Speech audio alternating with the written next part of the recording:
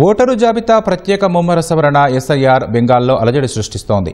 అక్రమ వలసదారుల్లో దడ పుట్టిస్తోంది.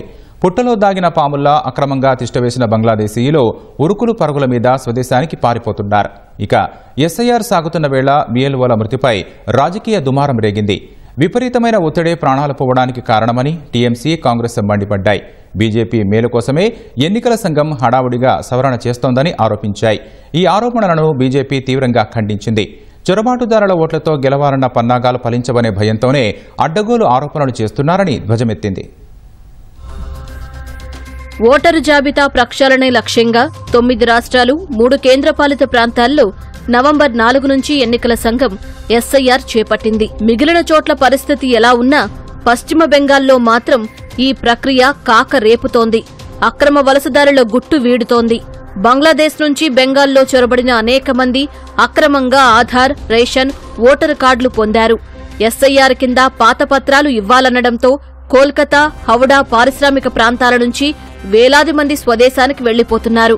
రోజూ వందల సంఖ్యలో అక్రమ వలసదారులు ఉత్తర 24 పరగణాల జిల్లా హకీంపూర్ బీఎస్ఎఫ్ అవుట్ పోస్టు దగ్గర కనిపిస్తున్నారు.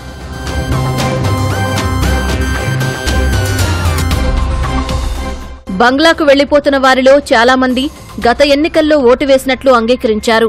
లక్ష్మీ బండారు పథకం కింద లబ్ధి పొందినట్లు మహిళలు చెప్పారు. కుప్పలు తెప్పలుగా అక్రమ వలసదారుల ఓట్లు ఉన్నాయనడానికి ఇంతకంటే రుజువేం కావాలని బీజేపీ ప్రశ్నిస్తోంది. మాటలతో మాయ చేస్తే సరిపోదని దేశం దాటుతున్న ఒక్కరి దగ్గరైనా ఓటరు గుర్తింపు కార్డు స్వాధీనం చేసుకున్నారా అని తృణమూలు నిలదీస్తోంది. ఎవరైనా అక్రమంగా ఓటు వేసినట్లు ఆధారాలు ఉన్నాయా అని అడుగుతోంది.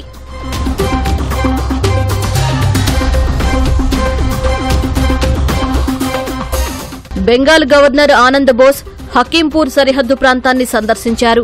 వలసదారుల తిరుగుపయనంపై బీఎస్ఎఫ్ అధికారులతో మాట్లాడారు. అనుక్షణం అప్రమత్తంగా ఉండాలని సూచించారు. The reality check has been done. I have discussed with the BSF officers, extensively toured around the border areas and made my own assessment on this. See, there seems to be a concerted effort to mislead the people on the issue of SIR. SIR is an essential process of our commitment to hold free and fair elections. Strong action will be taken if anybody tries to fool the people and create dissensions in society. SIR అగ్గి రాజేస్తున్న వేళ ముమ్మర సవరణను వ్యతిరేకిస్తూ Bengal CM Mamata Banerjee నిరసన చేపట్టారు. బెన్గావ్లోని చందపారా నుంచి ఉత్తర 24 పరగణాల జిల్లా ఠాకూర్ నగర్ వరకు 3 కిలోమీటర్ల పాదయాత్ర చేశారు. ఎన్నికల సంఘం బీజేపీ కమిషన్లా మారిందని తీవ్ర విమర్శలు గుప్పించారు. ఎస్ఐఆర్ పేరుతో బీఎల్ఓలను, పౌరులను వేధిస్తున్నారని దుయ్యబట్టారు. అరాచకంగా సాగుతున్న ఎస్ఐఆర్ను నిలిపివేయాలంటూ సీఈసీ జ్ఞానేష్ కుమార్కు లేఖ రాశారు.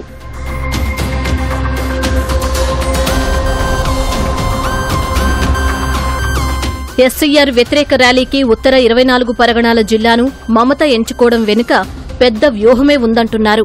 చుట్టుపక్కల 2-3 జిల్లాల్లో మతువా వర్గం ప్రభావం అధికం. వీళ్లంతా బంగ్లా నుంచి బెంగాల్కు వచ్చి స్థిరపడిన వారే. ఒకప్పుడు కమ్యూనిస్టులకు అండగా ఉండేవారు. తరువాత టీఎంసీకి జై కొట్టారు. ప్రస్తుతం కొందరు బీజేపీకి, మరికొందరు టీఎంసీకి మద్దతిస్తున్నారు. అందుకే మతువాలను ఆకట్టుకునేందుకు వారికి పట్టున్న చోట మమత ర్యాలీ చేశారన్నది విశ్లేషకుల మాట. ఎస్ఐఆర్ ముసుగులో ఎన్ఆర్సీ అమలు చేసి మతువాలను వెళ్లగొట్టే కుట్ర చేస్తున్నారని ఆమె ఆరోపించారు. తనపై రాజకీయ దాడికి యత్నిస్తే బీజేపీ పునాదులను కదిలిస్తానని హెచ్చరించారు. আমাকে আঘাত করলে আমি সারা ভারতবর্ষ হিলিয়ে দেব, এটা মাথায় রেখো।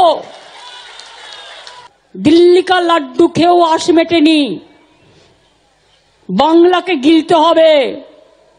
তাহলে জেনে রাখবেন আপনার দিল্লির ক্ষমতা বাংলা দখল করবে। বাংলার এটুকু হিম্মত এবং বাংলার এটুকু কিসমত আছে। চিরকাল সরকারে কেউ থাকে না। 2029 বড়ই ভয়ঙ্কর, তোমাদের সরকার থাকবে না। শকুনি মামারা সেদিন কোথায় পালাবে, এখন থেকে ঠিক করে জায়গা রেখে দাও। మమత ఆరోపణలను బీజేపీ ఖండించింది. అక్రమార్కుల అండతో గెలుస్తున్న మమత ఎస్ఐఆర్తో తన ఆటలు సాగవని భయపడుతున్నారని విమర్శించింది. బెంగాల్లో 2002 ఎస్ఐఆర్లో 4.58 కోట్ల మంది ఓటర్లుగా నమోదయ్యారు. 23 ఏళ్ల తర్వాత 66% పెరిగి 7.63 కోట్లకు చేరారు. బంగ్లా సరిహద్దుల్లోని 9 జిల్లాల్లో పెరుగుదల 71 నుంచి 105% వరకు ఉంది. మొత్తంగా 1.04 కోట్ల దొంగ ఓట్లు ఉన్నట్లు బీజేపీ ఆరోపిస్తోంది. डेमोक्रेटिक तरीके से चुनाव होगा। ममता बनर्जी नंदीग्राम में अपने खुद सीट बचा नहीं पाए, बंगाल में भी वो ही होने वाला है। SIR का बाद ये सरकार जाना तैयार है। बांग्लादेशी घुसपैठिया वेद वोटर फेक वोटर आउट हो गया है। ये चुनाव जीतने का कोई सवाल ही नहीं है। ये तो बीजेपी का गढ़ है। 46% वोट स्कोर किया बीजेपी पिछले लोकसभा चुनाव में। अभी 51% की हमारी टारगेट है। हर बूथ में हम लोग टीएमसी को हराने का काम करेंगे। SIR పై రాజకీయ యుద్ధానికి BLOల నిరసనలు తోడయ్యాయి. పని ఒత్తిడి తీవ్రమైందంటూ కోల్కతాలోని CEO కార్యాలయాన్ని BLOలు ముట్టడించారు. ఇంత ఒత్తిడితో పనిచేయడం కష్టమని నినదించారు.